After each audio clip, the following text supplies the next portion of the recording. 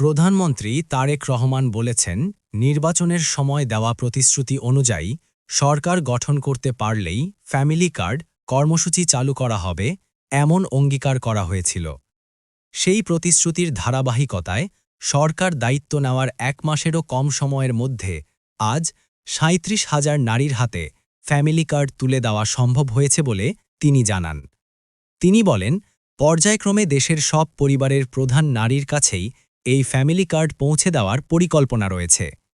মঙ্গলবার ১০ মার্চ সকাল ১১টার দিকে রাজধানীর বনানীর টি&টি খালার মাঠে কড়াইল বস্তি সংলগ্ন এলাকায় আয়োজিত উদ্বোধনী অনুষ্ঠানে এই কর্মসূচির আনুষ্ঠানিক সূচনা করেন প্রধানমন্ত্রী।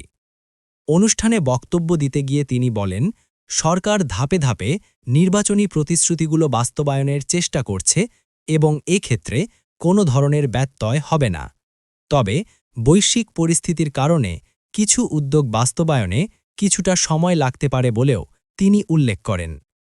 প্রধানমন্ত্রী আরও বলেন, দেশের সামগ্রিক উন্নয়নের জন্য নারীদের ক্ষমতায়ন অত্যন্ত গুরুত্বপূর্ণ। নারীদের উন্নয়ন ও শিক্ষায় এগিয়ে না নিয়ে টেকসই উন্নয়ন সম্ভব নয়।